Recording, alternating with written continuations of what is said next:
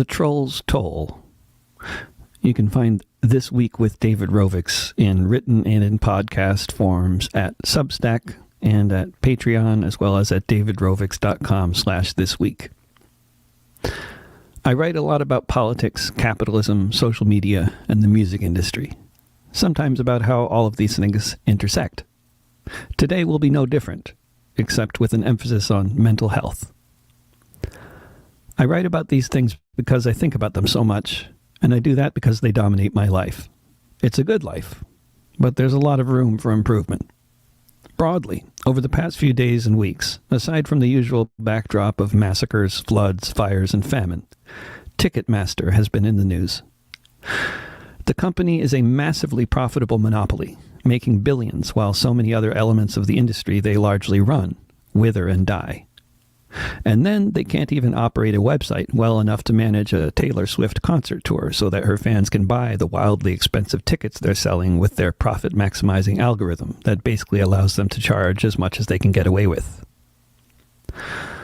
Along with complaints about Ticketmaster, the music industry is in the news lately because of so many bands canceling tours.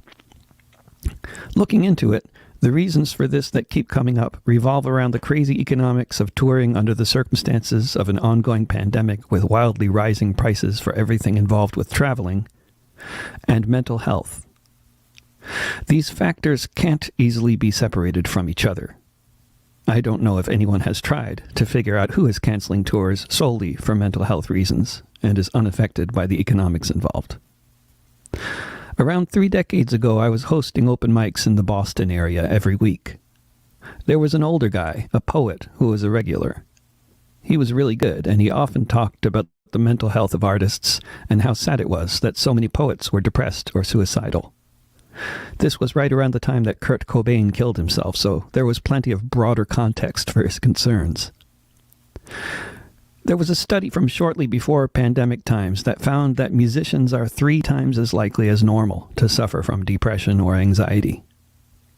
The study explored various reasons for this. One particularly interesting observation is that this situation exists across the board for musicians, from those eking out a living playing in local bars to those packing stadiums. There are big differences in the lives of musicians, some of whom are very rich and some of whom are very poor, to take one example of those big differences. But the similarities appear to be more powerful than the differences, at least as far as inducing depression and anxiety goes. Whether you're hopping freight trains or traveling in a tour bus, touring can be very isolating. A typical experience with the touring life for musicians at all levels involves relatively short bursts of intense activity and social connection, such as a gig, followed by long stretches of relative isolation, such as being far away from most of your friends or family in someone's guest room or in a hotel room or some other unfamiliar location, or back in an overly familiar location such as a tour bus or a red-eye flight. There is a thrill with lots of measurable chemical components to performing, followed by what might often be comparatively like sensory deprivation, being alone in a car or van. The basic principle applies, whether you're playing for a crowd of 50 or 50,000. There are many other common factors, such as the precarity of the profession. If you're used to packing living rooms for house concert tours, you wonder whether next year you'll get all those volunteer hosts wanting to book you again, and whether enough of those octogenarian folkies will be alive to attend next year's shows. If you just wrapped up a stadium tour, you're wondering whether you'll have a top 10 hit next year to warrant the management company's interest in organizing another one. At all levels, the experience of being on stage is addictive. At all levels, loneliness is lonely. At all levels, there is a profound uncertainty about what next year might hold for you and your profession. Is it worse than it used to be? The study seems to be one of a kind, so I don't know what data we'd try to compare it with, from the 20th century, for example. The music industry has dramatically shrunk and become much more economically precarious over the past 25 years, so I would surmise that things have gotten harder for a lot of folks across the board. Another reason things have become more stressful across the board, I have no doubt at all, is due to the impact of what they call social media, Even in the early days of Facebook, studies were finding that the more time someone spent on the platform, the more depressed they tended to become, even if what you were doing was generally just looking at the nice pictures your friends were posting. Add the more obviously negative and extremely common behaviors of so many people on social media, like insults, bullying, or harassment, and it's altogether much worse. Before the internet, and especially before social media, if people wanted to say something about an artist, they could talk to their friends, or perhaps they could write an article in a newspaper.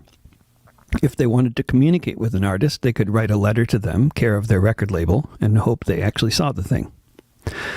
Aside from publishing an article somewhere, hosting a radio show, or talking to a room full of your friends, there was little opportunity for grandstanding or virtue signaling in comparison with the age of social media posting. If someone had something to say that was intended for an artist to hear, they could write to this artist directly. If they wanted to make a public statement, there were options, but they generally involved an editor or producer's input. I don't know the percentages, but I think it's fair to say that a lot more artists than you think read their fan mail and even responded to it in the days of print media and physical mail. In the age of social media, I'm quite certain this has not changed. This probably comes as no surprise when we're talking about the folkies on the house concert tours. But from my own, admittedly limited, personal experience with knowing people who have hundreds of thousands of followers on Twitter, the rock stars, as well as the media stars and members of parliaments around the world, get up in the morning and check their email and the notifications on their phones just like the rest of us do. They may have staff helping them filter some of the incoming, but the basic phenomenon is the same, along with the associated emotional burden. I had been thinking about writing something on this subject when I read about all those bands canceling their tours on the grounds of mental health maintenance. But over the past couple days, I've been reminded that although I'm generally in a good mood, this is a very personal struggle for me too. It is often said by people that even if they get 100 messages of support or praise, it's the one attack message featuring the false allegation that tends to get their attention. This is a basic human tendency that probably has all kinds of origins and makes all kinds of sense, as problematic as it is. Even if you're not in a position to receive daily messages of praise from people you've never met, I'm pretty sure you can put yourself in my shoes here.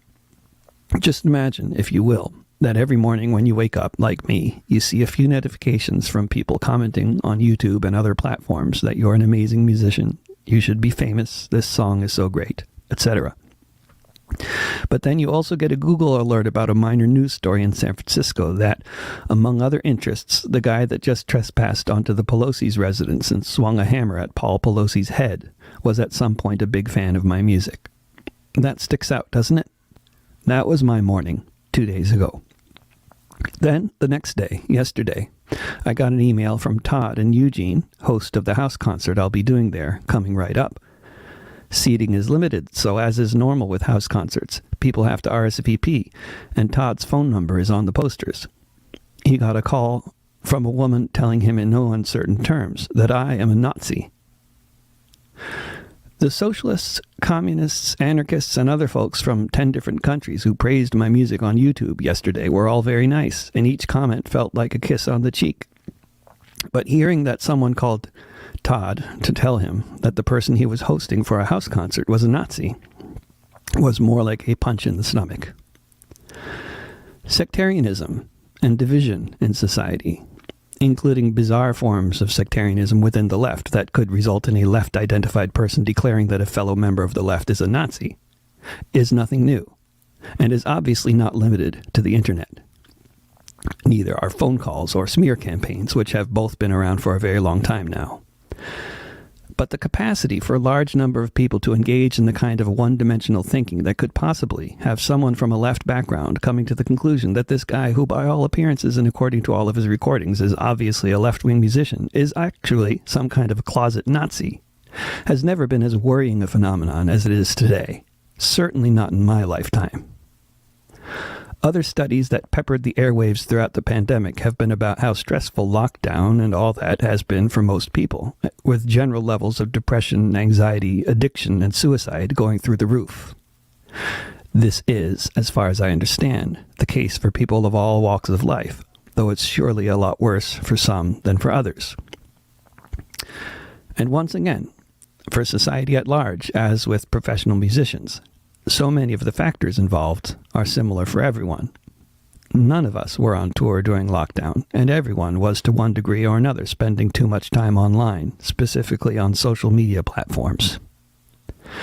But whether it can be empirically demonstrated or not, my hypothesis is that the polarization and conflict that is systematically produced by the basic ways the major platforms are designed, each with their own built-in system for creating division and conflict, or at least for allowing it to bloom, is one of the biggest common factors in the general rise in feelings of alienation in society over recent years, and for the flowering of fringe sectarian ideas that would otherwise have a very hard time finding much of a local audience anywhere. For more specifics on the particular ways different platforms do this work of creating division within society, I can recommend books, documentaries, and also the essay I published last week. To find out how many people there are on the ground in person who think I'm a Nazi, you'll have to come to one of my gigs. I'm doing a West Coast tour playing in Eugene, Santa Cruz, Berkeley, San Francisco, Ashland, and Cave Junction between December 7th and 13th, including a protest outside of Twitter headquarters on Market Street at 11 a.m. on the 10th.